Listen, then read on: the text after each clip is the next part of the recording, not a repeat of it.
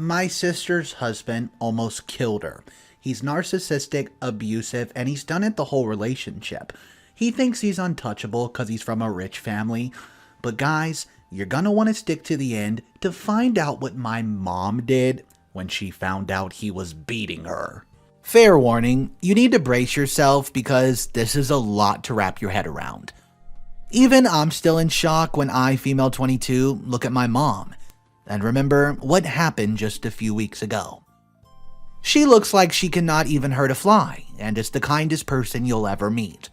But what she failed to mention to us is that she is some sort of superhero. All this happened because of Penelope's choice of husband from a wealthy but feared family in town.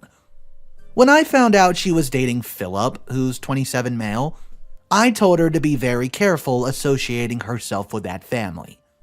Philip, like his older brothers, was a player. Everyone knew he would never settle down. My mom, a devout Christian woman akin to an angel, sat her down and warned her not to get involved with that family. There was no concrete evidence, but enough rumors circulated in town about how dangerous they were. Anyone who disagreed with them was dealt with in a way that would teach everyone a lesson. There was once a situation where a girl I went to school with teased one of the daughters. The very next day, her hair was cut, but she would not reveal who's done it. No one knew much about them, just that they came from old money and demanded respect. We all hated them. But fear kept us in line. They were known to involve their lawyers if someone did not want to comply with their terms during a business arrangement, or to organize beatings if someone who owed them did not pay back. Well, at least that's what we believed. I knew better than to believe everything I heard, but gossip has come from something true, right? Okay, back to my mom. She warned Penelope, female 25, not to get involved with such a man. They lack integrity and had questionable morals, which were enough to make my mom dislike someone. But she did not listen. Instead, she denied dating him while secretly going out with him. The problem that came with that was that she had to pretend not to be associated with him in public, while he kept up his facade of being a Casanova. As a sister, I tried to support her, but she was always crying, stalking these girls on social media and fighting with him. I convinced her to break up with him after he had shouted at her just for answering a phone call on his phone. But the problem is that a victim will always go back to their narcissist, which was what happened when she found out that she was pregnant. My parents and I accompanied her to his house, where his family was very disrespectful towards us, denying the child, but for the first time, he was not a spineless little fool like I knew him to be. He proposed marriage to Penelope, leading to him becoming estranged from his family. They hated my sister because she did not have a fancy degree or come from a rich family that would benefit them. My family, even though they would rather she marry someone else, decided to support both of them. His family did not attend the wedding or even acknowledge the birth of the child. My family was the one who did. 2 years passed and they began to experience problems, which Penelope confided in me, but convinced me not to tell our mom because she would just stress about it. She told me that he was keeping in contact with his family once again, and they were telling him lies about her. Not only that, but his sister would not leave the house, claiming to visit the house but bringing barely clothed girls. My sister would come home from work to a house filled with strangers, to which he would force her to cook for him and let her child play with them. She was the one working in the house while he was using money from his savings, or so he said in the beginning, because in reality he was borrowing money from his family, which was why they were so comfortable coming to his house and making themselves at home. My response was to tell her to consider taking a break. She was not happy because there was always a cheating suspicion, and he refused to get a job or take care of their child when he was home. It was draining her. She told me that she was considering leaving, but soon it was too late. I was awoken by a call from my mother at about 2 a.m. a few days later. She was hysterical, telling me that Penelope was in the hospital. My first reaction was shock, for I've just seen her several hours before. Then it was fear as she explained to me that her husband had beaten her up badly, injuring her head, and she was now unconscious in the hospital. When I saw her in the hospital bed, when they had covered her up in bandages, was, quote, how is she gonna survive? Frankie is too young to lose a mom. She was covered in so many bruises as if she's been dragged across a train track, her eyes shut. And then came the anger, which I cannot control to this day. She'd given her all, defied her family for that fool? A man who did not appreciate her and constantly made her cry. He's proven to us all that he was just an animal like the rest of the family members who believed that there were no consequences for their actions. I became further aggravated when I found out that his cousin and sister had been present when all this was happening, and they did nothing to stop it.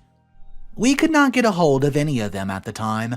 Their phones were off and no one knew where Frankie was. So much was happening at the same time, I was barely able to catch my breath. My mom was scarily calm, as she told us to focus on Penelope's health, pray, and take it a day at a time.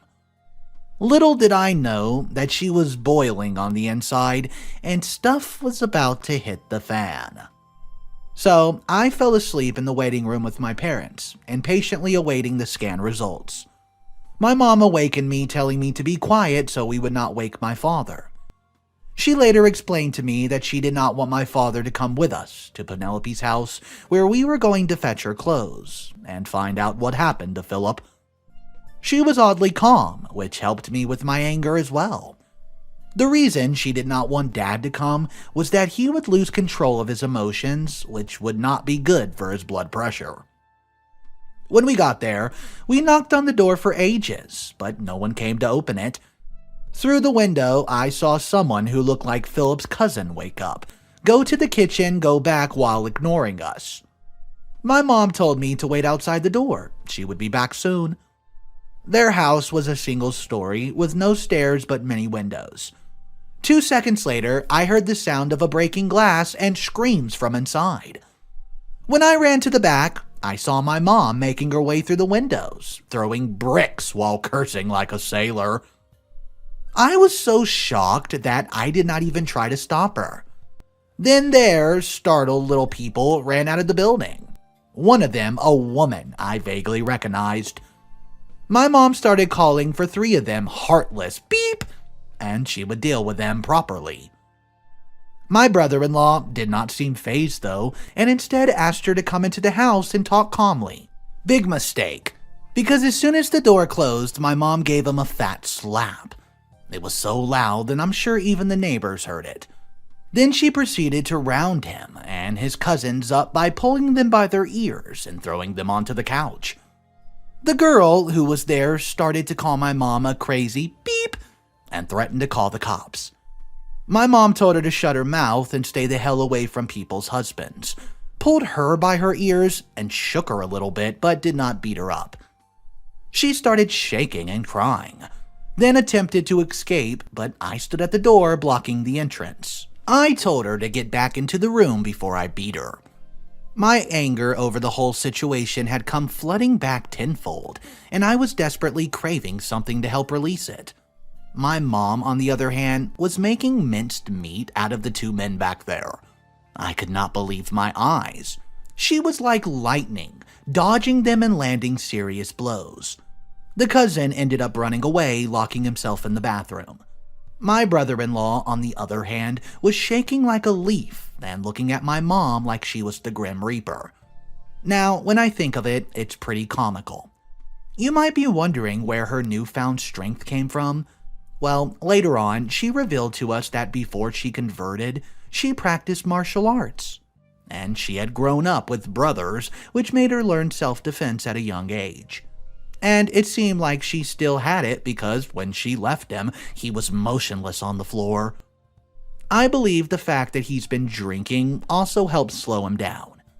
Then my mom and I packed Penelope's stuff, forced him to tell us where the child was. He was with Penelope's sister Samantha, and we were on our way. Mom made me wait in her car. After 10 minutes later, she was coming back with Frankie. When I asked her what happened, she told me that the less I know, the better. And who was I to question it? I'd seen how crazy she went on my brother-in-law.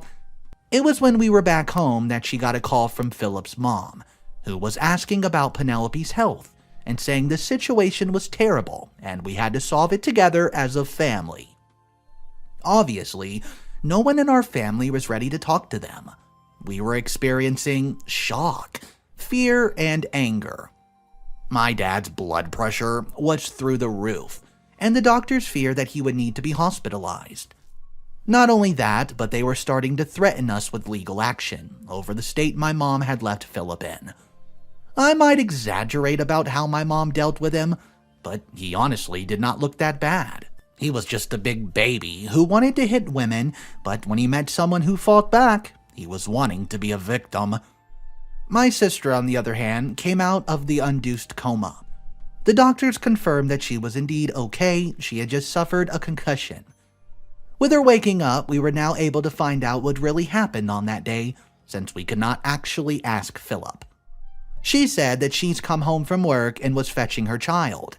There had been a full-blown party, to which she had asked him to take it elsewhere because she was tired from work. She then kicked the guest out, leading to an argument with him. The only people who remained had been her, his sister, and his cousin. He started to throw things around, accusing her of cheating and calling her useless. Then the other girls started attacking her, to which he let her.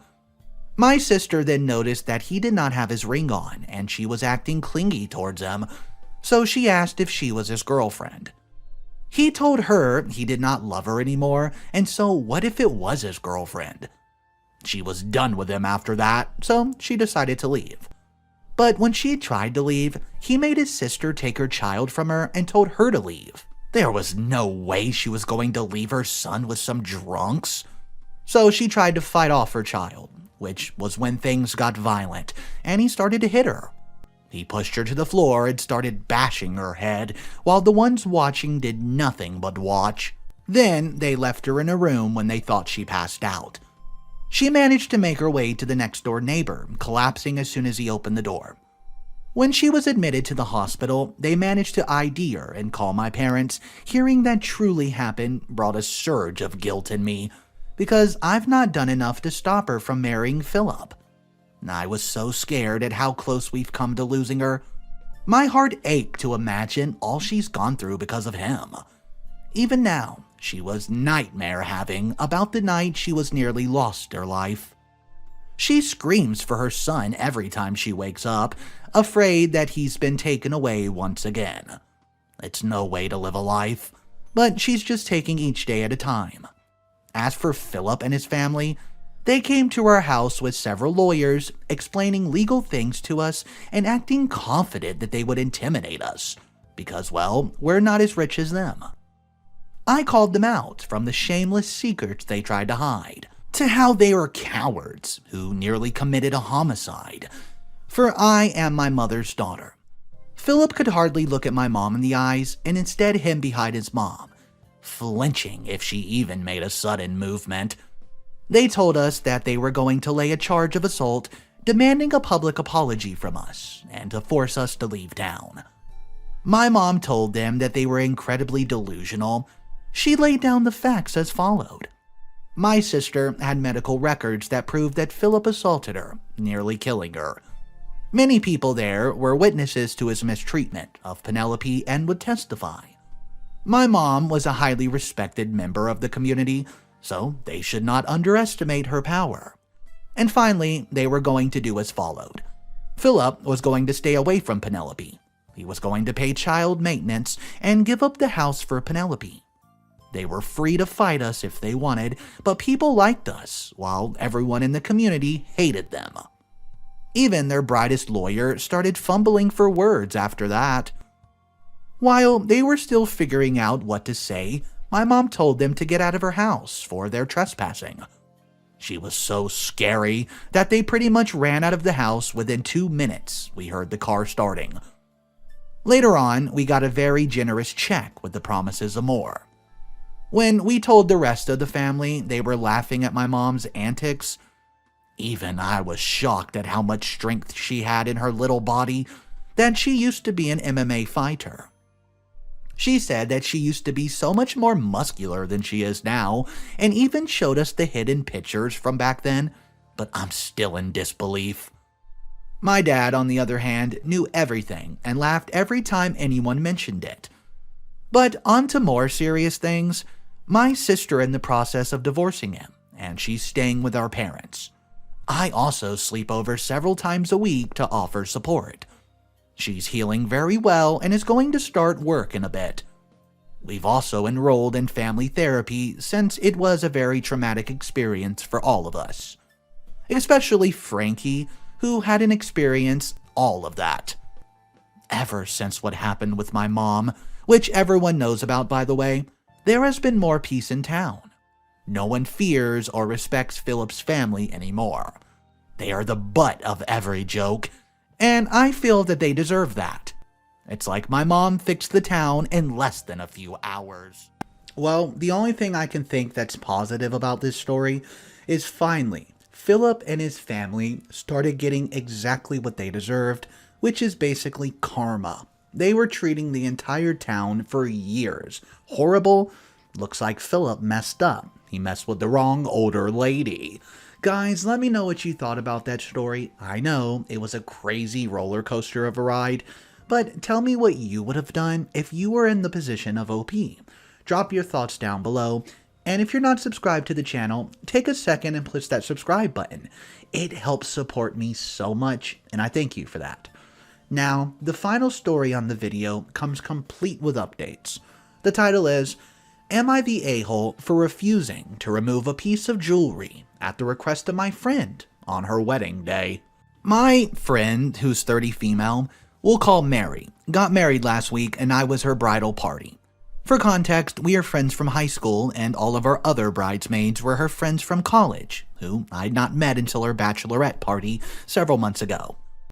I also wasn't familiar with anyone at this wedding outside of Mary's immediate family. I was supposed to attend the wedding with my own fiance, but he contracted COVID 5 days before we were supposed to leave, and made the choice to stay home for everyone's safety. I tested negative and we don't live together, by the way. So, our 5th anniversary of our date was 2 months ago, and he got me a beautiful opal necklace on a gold chain specifically to wear to the wedding, because, well, it complemented my bridesmaid dress. I asked Mary in our bridal party group chat if she was alright with us wearing our own jewelry to the wedding. She said no problem. Day of the wedding comes, all of us bridesmaids and Mary meet early in the morning for pictures outside the chapel.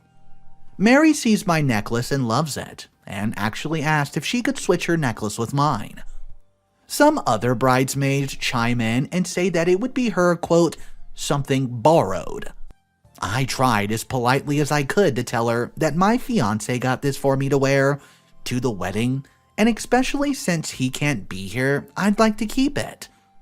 Mary and the other bridesmaids were persistent, saying it was her wedding and her pictures and I wasn't being accommodating. But I firmly told them no. Well, I'd like to share the wedding photos of myself and my necklace with my fiancé. She was not happy. Neither of the bridesmaids were either. I received a lot of cold shoulders and dirty looks at the ceremony and reception. I felt awful.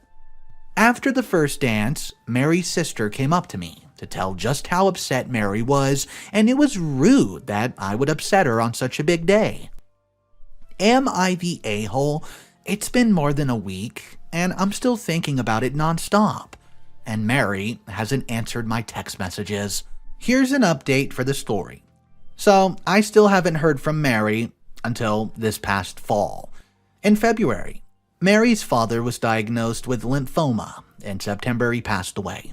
Her family is very tight-knit, and we grew up in a small town, so everyone came out to help them. I went to the funeral but did not get to speak to her beyond condolences. I decided to visit her at home the next night, unprompted, with some cooked food.